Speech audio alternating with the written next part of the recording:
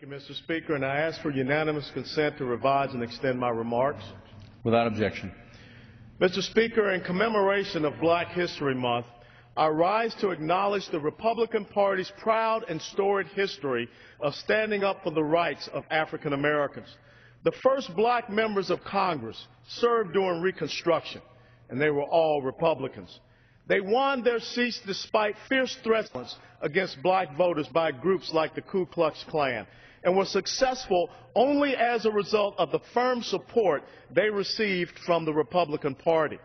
One of these members was Josiah T. Walls, a slave who earned his freedom through service to the Union in the Civil War. He settled in Alachua County in our sunny state of Florida and was repeatedly elected to Congress at large. In some ways, Mr. Speaker, I carry the torch of Josiah Walls.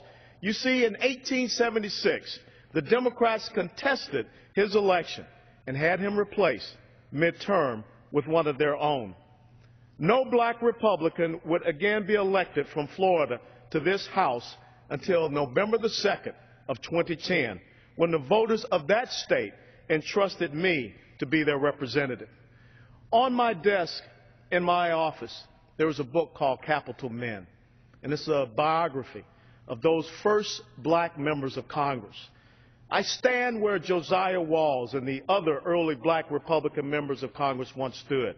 Hiram Revels of Mississippi, Benjamin Turner of Alabama, Jefferson Long of Georgia, Robert DeLarge, Robert Brown Ellicott, and Joseph Rainey, all of South Carolina.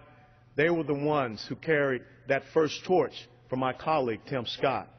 They would have stood here urging support for policies of equal opportunity for all.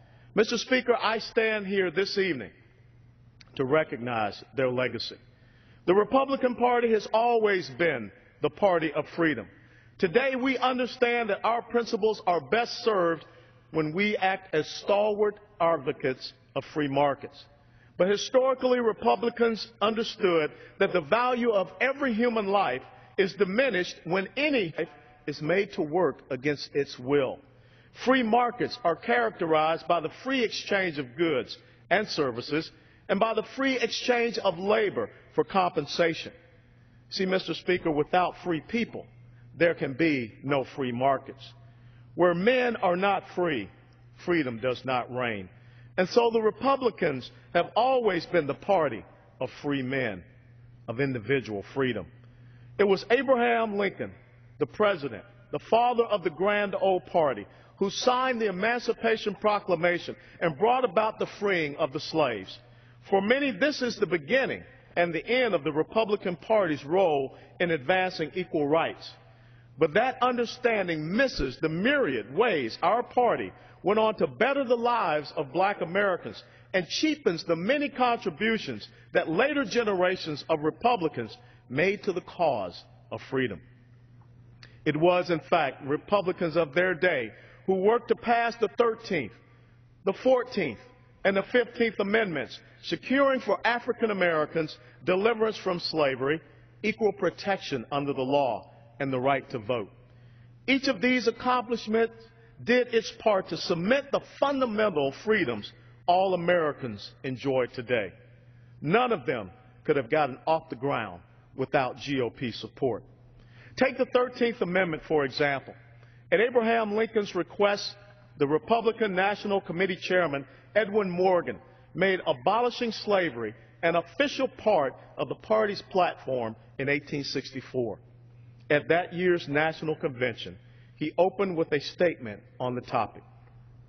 He said, "The party of which you, gentlemen, are the delegated and honored representatives will fall far short of accomplishing its great mission, unless among its other resolves it shall declare for such an amendment to the Constitution as will positively prohibit African slavery in the United States." The 14th Amendment was no different.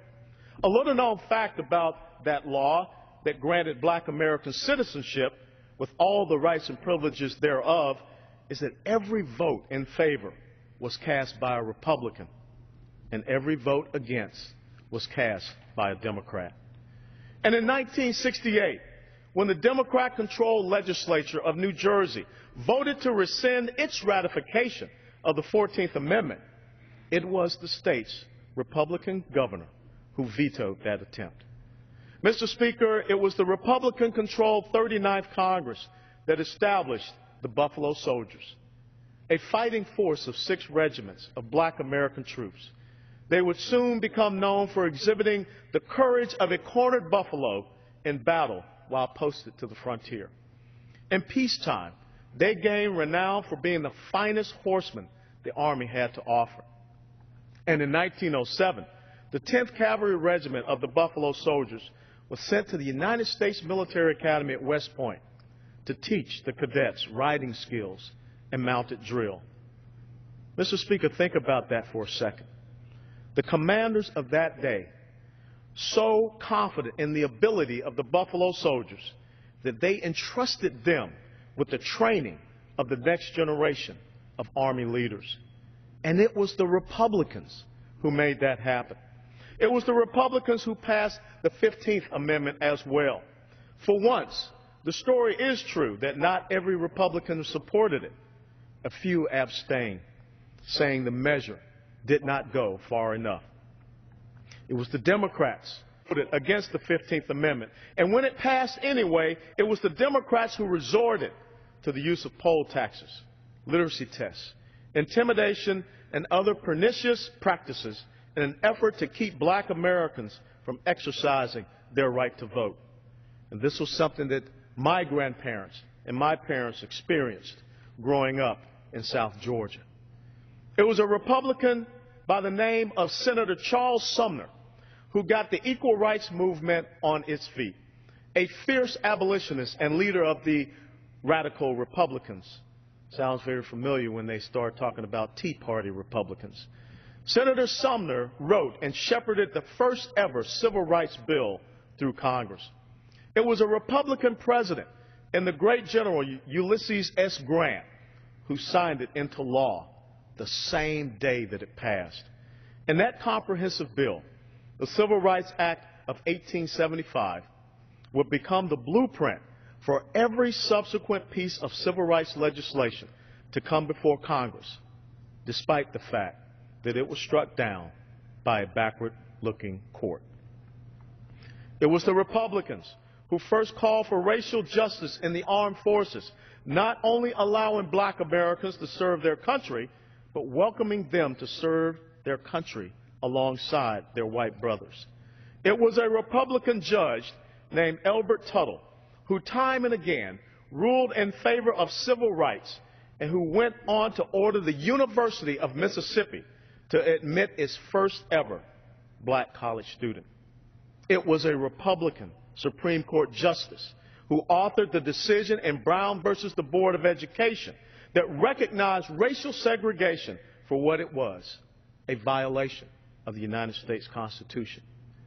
And when a school in Arkansas refused to integrate, it was a Republican president in Dwight David Eisenhower who sent in the 101st Airborne Division to escort the Little Rock Nine to class. However, it was a Democrat governor in Orville Faubus, you may recall, who had tried to use his National Guardsmen to prevent them from enrolling. Mr. Speaker, Republicans were unfazed by the many Democrats, including John F. Kennedy and Lyndon Johnson, who criticized President Eisenhower's decision. Meanwhile, it was the Democrats in the Senate who filibustered the first Civil Rights Act of the 20th century, and the Republicans who managed to pass it nonetheless. The law established a Civil Rights Division within the Justice Department and authorized the Attorney General to request injunctions against anyone attempting to deny a person's right to vote. It was written at the behest of President Eisenhower after a long drought of civil rights bills under Presidents Franklin Delano Roosevelt and President Harry Truman. It was a Senate Minority Leader, Everett Dirksen, a Republican, who helped write the first Civil Rights Act of 1964, widely regarded as the most influential of